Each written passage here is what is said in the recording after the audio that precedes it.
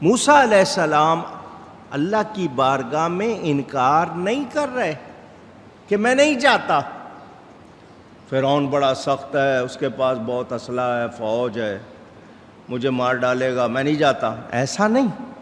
ان کا بیان تاکہ آنے والوں کو حالات کے تحت کہ کبھی ایسے حالات ہوں، ایسی مشکل ہو تو لوگوں کے لیے ہوتا ہے، اس میں پیغام۔ موسیٰ علیہ السلام کہہ رہے ہیں یا اللہ میرے بھائی ہارون کو رسول کر کے میرے ساتھ کر دے، یہ انہوں نے بیان کیا۔ یہاں موذی کی ایذا کا ڈر، موذی تکلیف دینے والا، ایذا تکلیف کو کہتے ہیں کہ وہ چیز جو موذی ہے، ایذا دینے والی، تکلیف دینے والی، اس کی تکلیف کا ڈر، یعنی مجھے اندیشہ ہے۔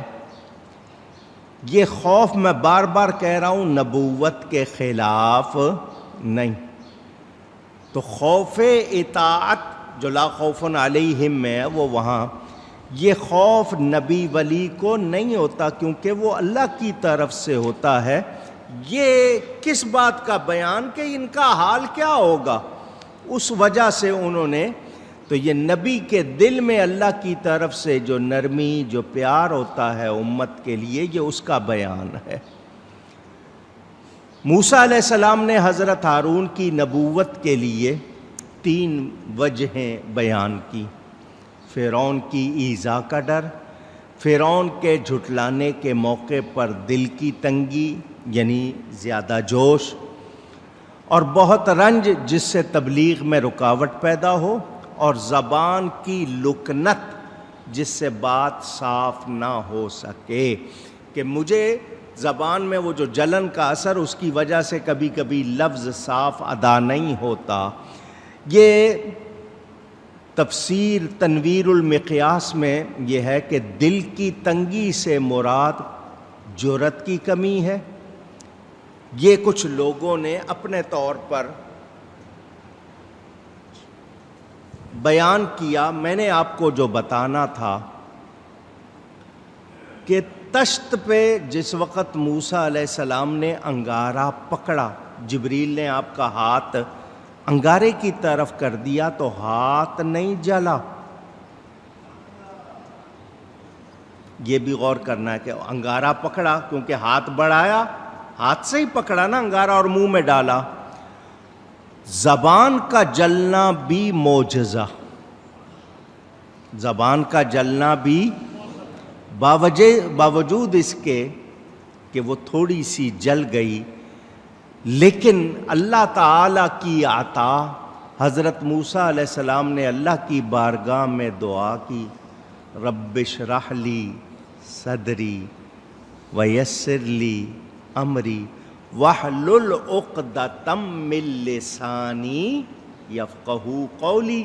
دعا کی یا اللہ جو میری زبان پہ ہلکی سی گرہ پڑ گئی ہے اس کو دور فرما دے، تو اللہ تعالیٰ نے مہربانی فرما دی۔ وہ جب گفتگو فرماتے تو اس میں کوئی پھر رکاوٹ نہیں آتی تھی۔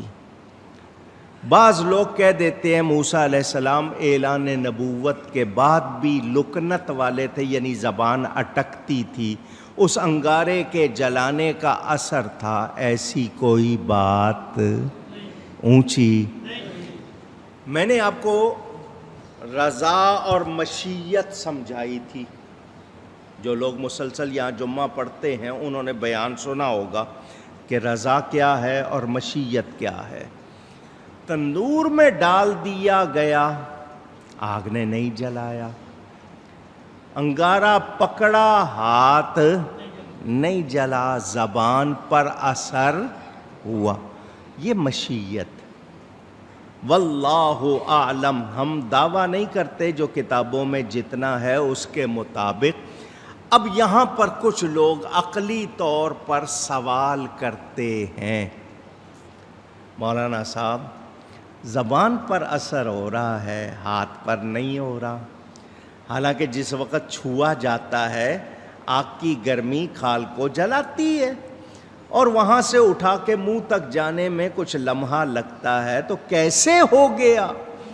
میں نے کہا یہی چیز ہی تو آپ کو بتانی ہے، رب کی قدرت کے ہاتھ نہیں جل رہا، ہاتھ نہیں جل رہا۔ اگر وہ منہ میں نہ ڈالتے اس کو کیسے پتا چلتا کہ یہ بچہ ہی ہے؟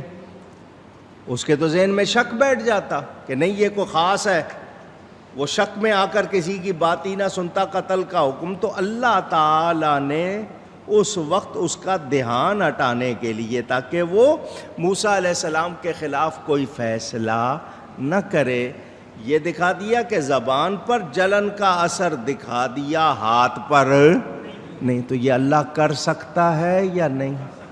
اونچی اس کے لیے تو جو لوگ عقل کے گھوڑے دوڑاتے ہوئے نہیں جی یہ عجیب سی بات ہے تو تمہاری سمجھ میں نہیں آ رہی، میرا رب جو چاہے جیسے چاہے کر دے، اس کے لیے کچھ مشکل۔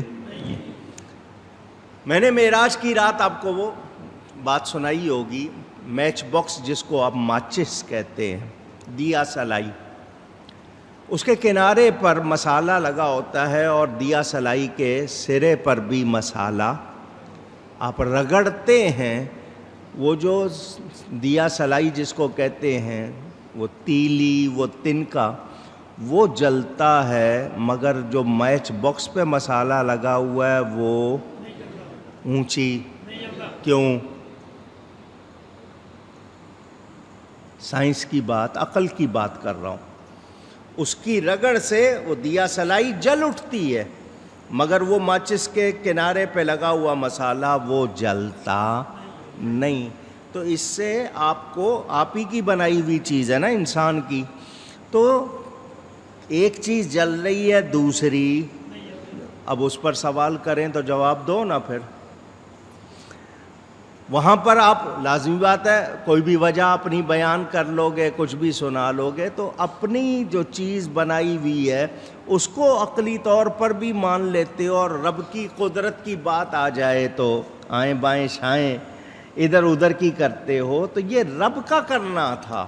بظاہر اس پر علماء نے بہت کچھ بیان کیا، کسی کی بات نہ ماننا اس کے تنگ دل ہونے کا سبب، یعنی آپ کسی بچے کو مثال کے طور پر اپنے بیٹے کو سمجھائیں، وہ بیٹا آپ کی بات نہ مانے تو آپ کا دل تنگ پڑے گا یا نہیں پڑے گا؟ سمجھداری کرتا، میری بات سن لیتا، میری بات مان لیتا، اور تنگ دلی بولنے والے پر اثر کرتی ہے، وہ آگے سے انکار کرے تو جس نے کہا ہے اس کا دل متاثر ہوتا ہے، تو ایسی حالت میں گفتگو کرنا بوجھل ہو جاتا ہے، بالخصوص اس کے لیے جس کی زبان میں ثقالت ہو، اس کو اور زیادہ تکلیف ہوتی ہے۔ تو حضرت موسیٰ علیہ السلام یہ قدرت کا سارا کارخانہ ہے، اس کی وجہ سے تو پہلے خوف تکذیب کا اظہار، پھر تنگ دلی کہ یا اللہ یہ میری نبوت کو جھٹلائیں گے، اور پھر ان کی بات سے میرا دل تنگ ہوگا، آخر میں زبان نہ چلنے کی بات کی کہ پوری طرح نہیں چلے گی صحیح، پھر اپنے بھائی کو تبلیغی امور میں شریک کرنے کی تمنا کہ اس کو میرا ساتھ کر دے۔ تو حضرت موسیٰ علیہ السلام حضرت ہارون کو شریک کرنا چاہ رہے ہیں۔ موسیٰ علیہ السلام کی یہ ساری باتیں مجھے اور آپ کو بتا رہی ہیں کہ نبی ہونے کے باوجود وہ اللہ تعالیٰ سے مدد چاہ رہے ہیں، بتا رہے ہیں مولا میں ان کی جھٹلائیں گے تو مجھے تکلیف ہوگی کیونکہ اس کے بعد آئے گا عذاب، تو میرا دل تنگ پڑے گا، اور پھر میری زبان میں تکلیف۔ تو اللہ تعالیٰ نے ان تمام باتوں کا حل بتایا یا نہیں بتایا؟ مشکلات دور کی یا نہیں کی؟ تو پتہ چلا کہ اللہ کی بارگاہ سے مسئلے نبیوں کے بھی حل ہوتے ہیں، تو نبی اللہ ہی کے محتاج ہوتے ہیں۔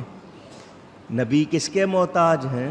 اللہ۔ ہم نبیوں کے محتاج ہیں مگر نبی اللہ کے محتاج ہیں۔ میرے دوستوں اور بزرگوں، نبوت کا احترام کیونکہ اللہ کی مخلوق میں نبی سب سے زیادہ عزت والے ہیں۔ اللہ کی مخلوق میں نبی سب سے زیادہ، سب کہہ دیجئے، عزت والے ہیں، اور نبیوں میں سب سے زیادہ عزت والے ہمارے نبی پاک صلی اللہ علیہ وسلم۔ دھیان دیجئے گا، میرے پاس اس وقت لسٹ نہیں ہے، ورنہ میں لسٹ کے مطابق سناتا۔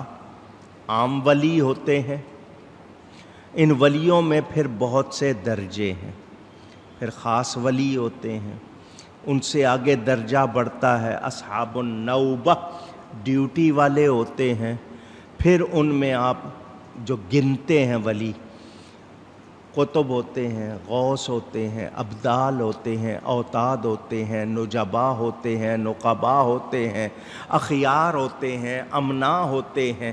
یہ درجے ہیں، یہ ولیوں میں یہ جہاں درجے جا کے ختم ہوتے ہیں وہاں سے صحابی کا درجہ شروع ہوتا ہے۔ اب یہ کتنے درجے ہیں؟ 9-10 کے قریب میں نے جو آپ کو سنائے، یہ ولیوں کے درجے ہیں۔ ان کے بعد صحابی کا درجہ شروع ہوتا ہے، پھر صحابہ میں درجے ہیں۔ صحابہ میں 313 بدر والے، ان بدر والوں میں 10 مبشرہ، وہ 10 جن کو حضور نے جنت کی خوشخبری سنائی، ان 10 میں وہ 4 جو حضور کے یار حضرت ابو بکر، حضرت عمر، حضرت عثمان، حضرت علی، ان میں سب سے زیادہ درجہ حضرت ابو بکر کا۔ جہاں ان کا درجہ ختم ہوتا ہے وہاں سے نبی کا درجہ شروع ہوتا ہے۔ پھر نبیوں میں 313 یا 315 رسول بتائے جاتے ہیں، ان کے ہیں درجہ بدرجہ سارے نبی درجے میں برابر، نبوت میں برابر ہیں، درجے میں برابر نہیں۔ ان میں پھر 5 نبی ہیں قرآن کی آیت کے مطابق، حضرت ابراہیم، حضرت موسیٰ، حضرت عیسیٰ، حضرت نوح، اور پھر ان نبیوں کے سب سے جہاں درجے، وہاں میرے نبی کا درجہ شروع ہوتا ہے۔ تو یہ میں آپ کو بتا رہا ہوں درجوں کے حوالے سے۔ تو نبوت کی عظمت، نبوت کی عزت کو سمجھنا چاہیے۔ بیان کرتے ہوئے بھی کوئی کوتاہی ہو جائے اللہ سے معافی چاہیے، کیونکہ کوئی لفظ ان کی شان کے لائق نہیں اور ہمارے منہ سے نکلے، ان کا کچھ نہیں بگڑے گا، ہمارا کام خراب ہو جائے گا۔ تو نبیوں کی بات آئے تو بہت ادب کرنا، آواز آئے۔ اچھا،